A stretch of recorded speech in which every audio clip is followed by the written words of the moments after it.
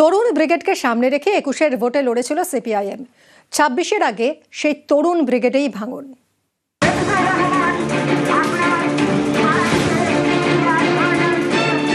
প্রতীকুরকে এবার অন্য প্রতীকে দলীয় পদ ছাড়ার কথা জানিয়ে সিপিআইএম এর রাজ্য সম্পাদক মোহাম্মদ সেলিমকে রবিবার চিঠি দেন প্রতীকুর রহমান।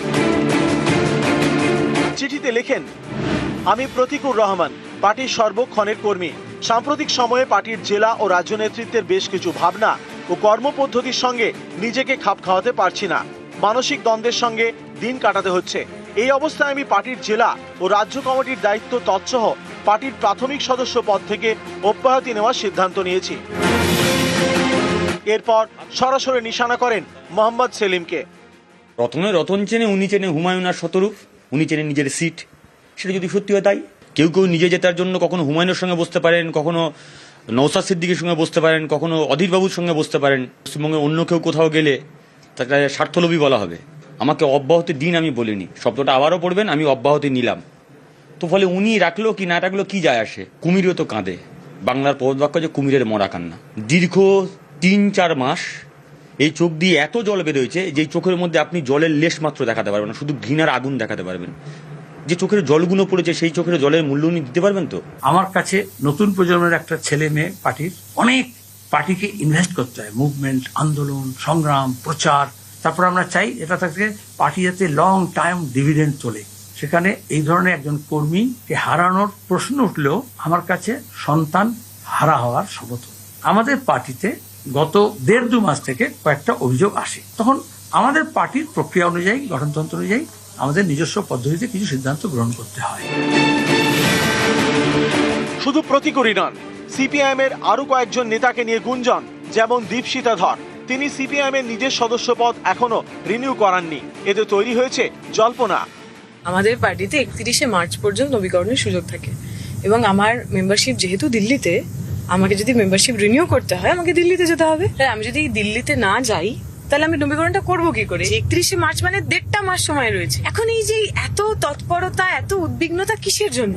তাহলে এই জল্পনাগুলো ছড়িয়ে দেওয়া, নির্বাচনের একদম আগে আরো বেশি কনফিউশন তৈরি করা, সেটা ছাড়া কিছুটা ক্ষেত্রে ষড়যন্ত্র ছাড়া আমি তো এটার কোনো খুব লজিক খুঁজে পাচ্ছি। কে করেছেন, কে লিক করেছেন এটা জানা যাচ্ছে না, ফলে অস্বস্তি হয়েছে। আরেকজনকে নিয়ে শোনা যাচ্ছে নানা কথা। সৃজন ভট্টাচার্য, এসএফআই এর সর্বভারতীয় সাধারণ সম্পাদক।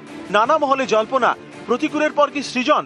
আমি কোথাও বলেছি আমি সিপিএম ছেড়ে অন্য কোথাও যাচ্ছি? যারা এটা ভাসিয়ে দিয়েছেন যে সৃজন তৃণমূলে চলে যাচ্ছে, তারা বলতে পারবেন তারা কেন ভাসিয়েছে। পার্টিতে অনেক সময় অভাব, অভিযোগ, অপ্রাপ্তি, না পাওয়া, খারাপ লাগা অনেক সময় তৈরি হয়। ফিরে আসুক, যা মান অভিমান আছে, যা কথা আছে, প্রয়োজনে একসাথে পার্টির ভিতরে বলবো। পার্টিতে ফিরে আয়, একসাথে সবাই মিলে তোর কথা শুনবে। সিপিআইএম এর আরেক নেতা সায়ন বন্দ্যোপাধ্যায়কে ঘিরেও জোর জল্পনা। সায়নের দাবি, সম্প্রতি তাকে বিজেপি থেকে ফোন করা হয়। একবার না, টোটাল ৩বার ফোন করা হয়েছে, 2টি আলাদা আলাদা নাম্বার থেকে। তাদের যে কেন্দ্রীয় টিম, সেই কেন্দ্রীয় টিমে যারা এই সমস্ত কাজকর্ম করছে তাদের তরফ থেকেই ফোন আসে আমার কাছে। আমাকে আহ্বান জানান যে তাদের সাথে বসবার জন্য, তাদের এক কেন্দ্রীয় নেতৃত্ব এবং এক পর্যবেক্ষকের সাথে বসবার জন্য, সামনের বিধানসভা নির্বাচনের জন্য অন্য দল থেকে এনে তাদেরকে সেই দলে প্রার্থী করা হয়। 2019-এ দেখেছি, 2021-এ দেখেছি, 2024-এর ভোটেও আমরা দেখেছি। সেই কারণেই ওনারা ফোন করেছেন। গতবারের বিধানসভা ভোটে এ রাজ্যে খাতা খুলতে পারেনি বামেরা, কিন্তু এখনো তারা এ রাজ্যের রাজনীতিতে প্রাসঙ্গিক। কারণ বামপন্থীদের একাংশ যেদিকে হেলে পড়ে সেই দল ডিভিডেন্ড পায়। সেই বামেদের তরুণ ব্রিগেডেই ভাঙন।